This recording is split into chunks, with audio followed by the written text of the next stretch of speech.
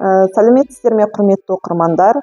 Біздің кітапханада 100 кітап жалпы ұлттық оқу сауалнамасын насихаттау мақсатында менің сүйікті кітабым атты челленджға қош келдіңіздер. Мына алдарыңызда тұрған кітаптардан өздеріңіздің сүйікті кітаптарыңызды таңдап алуға болады.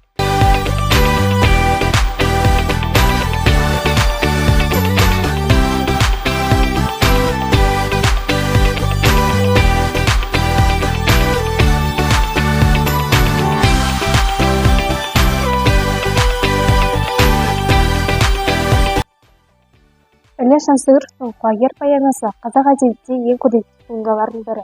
Бұл шығармада қазақ халқының әйгілі ақыны Ақан сері Қорамсаұлының қасіретті тағдырымен оның жан серігі болған құлагер атты тұлпарын өлтіруі суреттеледі. Поэмада ақын серінің өмірі, оның өнері мен тұлғалық болмысы бейнеленеді.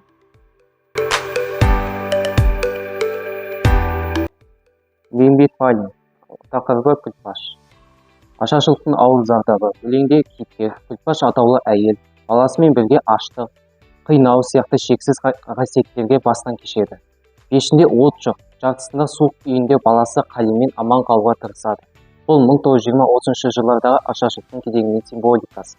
Ішкі жанжал мен моральдық таңдау. Сіңілісі Раушан күлпаштың бай Жұмағазыға шығуға көндіруге тырысады. Әйел үшін бұл моральдық тұрғыға қарсы. Себебі ол күйеуі мақтамды шексіз сүйеді, екеуі бірге аман қалуға армандайды. Соңғы шешім мен өлім. Ақыр соңында аштықтың зұлымы күлпашты шешімге итермелейді. Ол Жұмағазыға кетеді, бірақ жүрегін мәңгілік өкініш мазалап қаласына қайтып келеді. Үйдегі күйеуі мен баласын өлі жайында тауып, оларды құшақтап, сарғайып үлгереді. Мұнда автор ашаршылықтың отбасыларды қалай қынадай қырып жібергенін суреттейді. Міржақып Дулатовтың «Бақытсыз жамал» шығармасы бұл қазақ әдебиетіндегі тұңғыш роман. Ол 1913 жылы жарық көрген. Бұл роман арқылы қазақ авторы қазақ қоғамындағы әлеуметтік теңсіздік, әйел теңдігі және ескі салттың қыз тағдырына тиген зардабы туралы мәселелер көтеріледі. Басты кейіпкер Жамал. Ол тәрбиелі, өнерлі, ақылды қыз. Ол шын сүйген адамына қосыла алмай, атастырылған байдың ұлына мәжбүрлеп тұрмысқа шығып, соңында өзі ажал құшады.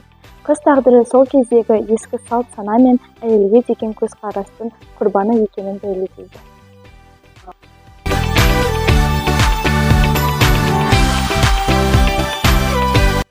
Бауыржан Момышұлының «Ұшқан ұя» шығармасы автордың соғыс жылдарындағы естеліктер мен ұлттық тәрбие туралы ой талғамдарын қамтитын публицистикалық шығарма. Бұл шығармада Бауыржан Момышұлы өзінің балалық шағы, отбасы, өскен ортасы мен анасының тәрбиесі жайлы әңгімелейді. Ол өзінің тұлға болып қалыптасуына әсер еткен рухани құндылықтар мен ұлттық дәстүрлерді сипаттайды. Шығармада ананың рөлі, отбасы тәрбиесі және ата-баба дәстүрі маңызды орын алады.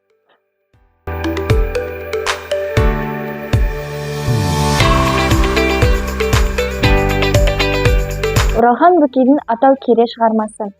Қазақ прозасындағы терең философиялық, психологиялық бағыттағы маңызды туындылардың бірі. Бұл повесте өмір, өлім, ар-ождан, табиғат пен адам арасындағы байланыс сияқты күрделі тақырыптар қозғалады. Ақтан өлім жазасына кесілген адам, бірақ үкім орындалмай, ол таулы жерге, оқшау қыстауға жер аударылады. Сол жерде ол рухани тазару, өзімен өзі есептесу жолына түседі. Ақтанның жанындағы адамдар Керім мен оның отбасы, оған ізгілік, мейірім, адамгершілік танытады.